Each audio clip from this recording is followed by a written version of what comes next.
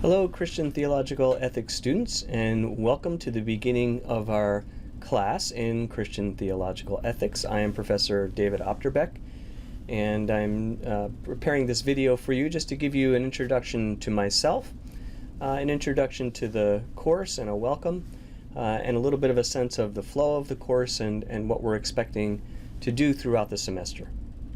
So let me give you first a little introduction to myself. I am a lawyer and a law professor. I teach law at Seton Hall University Law School. I've taught here for about 7 or 8 years. For a few years before teaching here, I taught at Baruch College, which is part of the City University of New York. And before that, I was here at the law school as a faculty fellow. Before coming to the law school, I was a lawyer in practice. I was at a firm called McCarter & English in Newark, New Jersey, where for a few years I was a partner. I practiced there for more than a decade. I did a lot of different kinds of commercial litigation, corporate law, intellectual property law, which is patent, copyright, trademark, and a number of other things while I was there at the firm. I got my law degree from Seton Hall, and I have a second law degree from New York University Law School. I did my undergraduate at Gordon College in Massachusetts. As I began my career as a legal academic, I also worked on my theological studies. I've studied at Fuller Seminary. I've also studied at Wycliffe College and Biblical Seminary. And I earned a PhD in systematic and philosophical theology from the University of Nottingham in the UK. And the focus of my PhD work was on theology and science, and in particular on neuroscience and law, which overlaps with political theology and also theological ethics. I've taught at Alliance for, I guess, 5 years or so as an adjunct professor. I've taught this course in theological ethics in a fully in-person version, in a hybrid online version, and now in this fully online version. I also teach a course at Alliance in church history. And this spring, I'm planning to teach a course in theology and science with Dr. Peter Park, who is a biologist at NIAC. I'm very excited about that course. I think it's going to be a lot of fun. I'm really broadly interested in the issues that we're dealing with in this course. I also have been a leader in local churches for the past 30 years or so in different kinds of churches. Independent evangelical churches. I, for the past few years, was part of a church planting team in a small plant of the CMA. I'm also a worship leader. I play guitar and sing. That church is kind of folding up. Presently, my wife and I are attending a Presbyterian church near our home. I'm also involved in getting involved in the music ministry. So I've been involved in local church life. I've been involved in the kind of academic scene, and very interested in how I can, with you, sort of think together how some of these really interesting issues about ethics and how we ought to live and living a good life relate to our understanding of theology and the way we kind of pursue God's mission in the world. Let me talk a little bit about the syllabus and the flow of this course. So first I want to mention the books. Now it can be a little confusing. Every year there's a little bit of confusion with students about the main textbooks. So the Introducing Christian Ethics, or what I call ICE in the syllabus, is the main textbook that lays out the broad themes that we're going to do each week. There's going to be reading from that book each week. You'll see that some weeks the reading actually overlaps or repeats itself because we're covering the same chapters. So there is a lot of reading, but you'll see that sometimes it does kind of overlap. The second book is the Christian Ethics Introductory Reader. This is not the same thing as the main textbook. It is a primary source reader. So these are historical documents or documents from great Christian thinkers in the tradition, or documents from contemporary thinkers on contested issues. And each week, in addition to reading from the ICE book, there's going to be some reading from this primary source book that is required. I think it's really important in a course like this to not only be reading a general textbook, but also to read primary sources. I want you to see in historical context how great Christian thinkers have wrestled with the kinds of questions we're dealing with in this class. And I want you to see in the contemporary context how professional Christian theologians and ethicists deal with these things. Now, I realize that some of these texts are really difficult to read. We're going to look at, Plato and Aristotle and Thomas Aquinas and Augustine. And some of these thinkers are ancient thinkers, and the form and the language and the concepts are a little bit difficult. That's okay. Just work through it. It'll be good for you just to work through it. And I guarantee you that by the end of the semester, you'll be surprised at how good you're getting at reading these more technical documents. But if you work through it and you watch the lecture videos, you'll get the hang of what it is that you need to get the hang of. The third book is a book called The Divine Conspiracy by a Christian philosopher and theologian named Dallas Willard, who recently passed away in the last year or so. This is a somewhat more popular level book, but Willard is a really great writer, and what I wanted to add this book this year because I really like how he integrates the idea of discipleship and living an ethical life as a Christian with what it means to be a Christian, in a sense that doesn't sort of separate those things, but that tries to work them together. So there's reading assignments from each of these things for each week.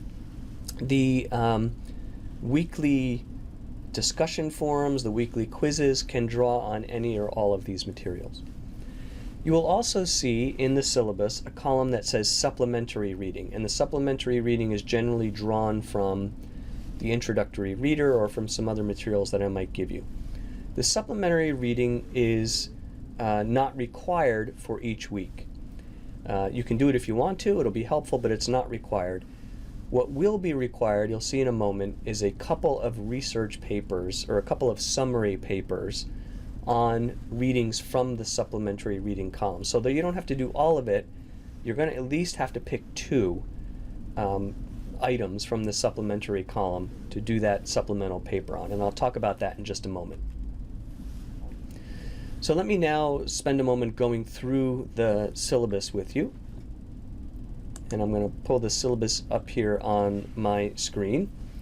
So the syllabus is available on the course website, and you should download it.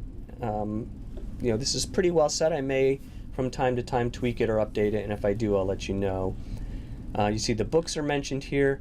I want to note my email address, dopterbeck@gmail.com.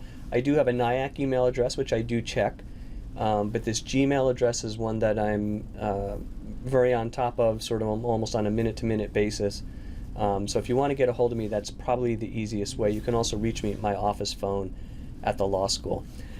I also want to note that this course, we deal with some both academically difficult, kind of dense, and also sometimes sort of theologically or personally difficult subject matter. We deal with some really sensitive issues in this class.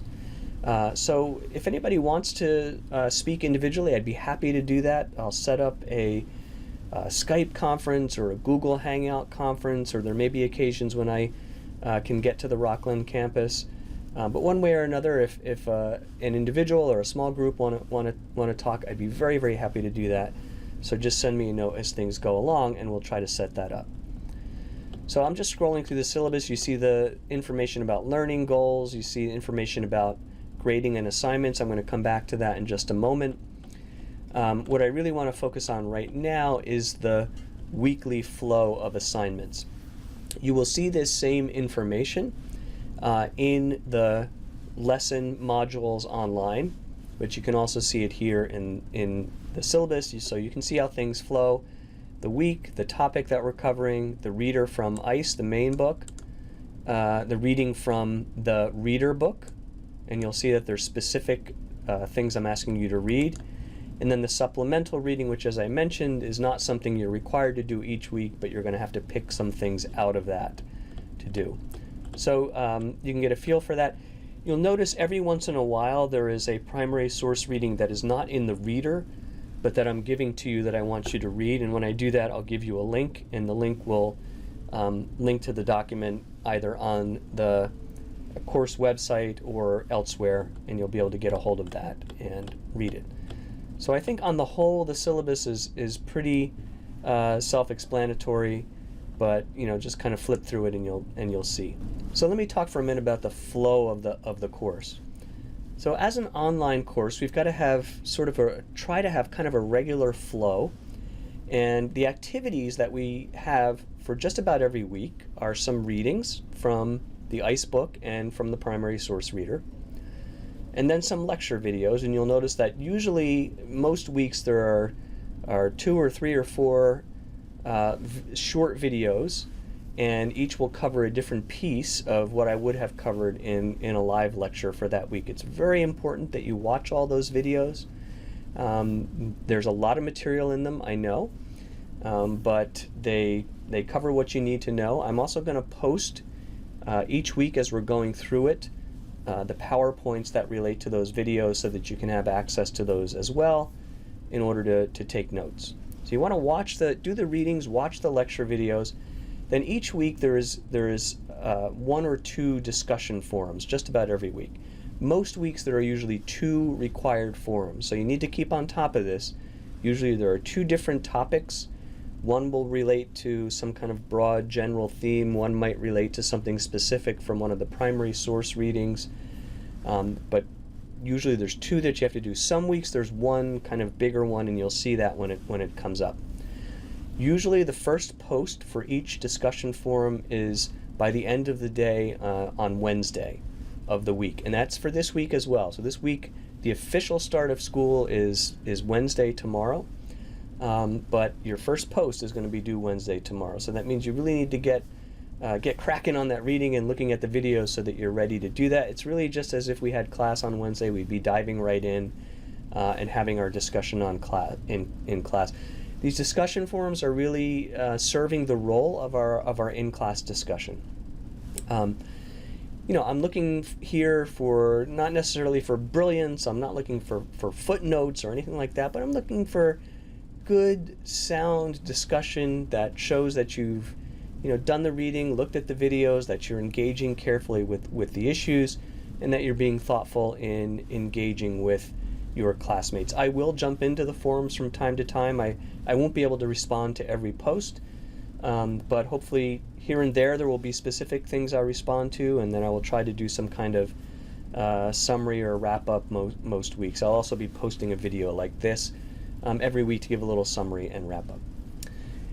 And then there is also a weekly quiz. So each week there's a quiz of 5 questions. The quiz covers the lecture videos, it covers the readings. Nothing in the quiz should be really difficult if you've done the readings and if you've watched the videos. If you haven't done the readings and watched the videos, then you'll have a problem with the quizzes. So it's mainly to sort of just make sure that you're keeping yourself on track and following the materials. So here's the breakdown of the assignments. The online forum posts are 30% of the final grade. I'll be grading forum posts as we go along. And again, I'm not looking for brilliance, I'm not looking for footnotes, I'm looking for just good quality sound discussion that shows that you're engaging with the material. The weekly quizzes will be a total of 20% of your final grade. And then there are these 2 blocks of papers. So I mentioned the primary source summary papers. There will be 2 papers. For each paper, you're going to have to choose 1 primary source from the supplemental reading column, and that's from that reader. And it's a 2 to 4 page summary. The first part of the paper is going to be really just your summary of the document that you're reflecting on. And then the second part of the paper is just going to be some of your own personal reflections. And by personal reflections, I don't mean, yeah, I thought this was well written, no, I didn't. I mean, how are you evaluating this source? Do you think the arguments in the source are sound? Do you think this is something that could be useful for the life of the church today? Those sorts of things. Note that the first one is due October 20th, the second one is due December 15th, and these are 10% of your grade each, or a total of 20% of your grade. And then the big final project is what I call a credo paper, and credo means I believe. And in this paper is a 15-page paper. This is a research paper. You need to pick one of the topics that is in the syllabus. You'll see in the back of the syllabus a list of topics. Or you can pick another topic if you clear it with me first, but you do need to clear it with me first if you pick something that's not in the syllabus. And the idea here is you want to say, I believe that, and take a position on the ethical issue. So you might say, I believe that Christians should be pacifists. Now, you might not believe that. You don't have to believe that, of course. But if if that's the position you want to argue, you could do that. But it's not just your subjective belief. This is a theological research paper. You need to support it with sound theological argumentation, with citations to good research sources, and you need to make a clear argument that supports your position. Now, I want to stress that it doesn't have to be a position that I necessarily would agree with, so long as you argue it soundly, so long as it's based on sound theological argumentation and good sources. That's what I'm really looking for. All right, so now let me talk a little bit about this week. And I've pulled up here the course web page for this week.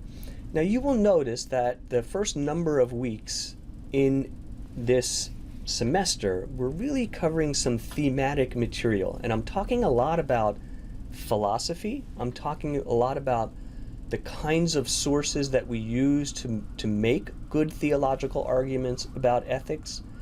And we're not really getting into any specific ethical issue yet. In this kind of second part of the semester, we spend some time going through some very specific ethical issues like, sexual ethics or environmental ethics or things like that. But it's really important that you first be able to get a sense of how we set the stage, of the way that we even approach this discipline.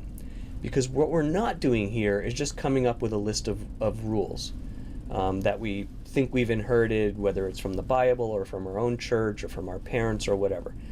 Now, those sources may be very important to you, and rightly so, but you have to have a broader perspective of how we really carefully think through as theologians, as church leaders, some of the really knotty questions we have. And many of the questions that we're going to face don't really even have, as far as I know, one simple right answer. So we're going to begin to set that up this week. As you look through, you'll see some notes about what we're doing this week, what the reading is. You'll see our lecture videos and the discussion forums. And again, you need to get cracking right away on these discussion forums. You've got posts that are going to be due tomorrow. And here you see the lecture videos. I think all of this is self-explanatory. I mentioned primary sources. You're diving right into some really interesting primary sources. Karl Barth, one of my favorite theologians, a little bit dense, a little bit difficult to read. I totally get that. Oliver O'Donovan, again, one of my favorite theologians, just a brilliant theological ethicist. Again, a little dense, a little difficult to read. That's okay. Wrestle with it, read through it, watch the video, and I guarantee you'll begin to get a feel for it. So work through all this stuff. I look forward to seeing your posts in the forums. Get in touch with me if you have any questions, and I will be speaking to you all very soon. Thanks.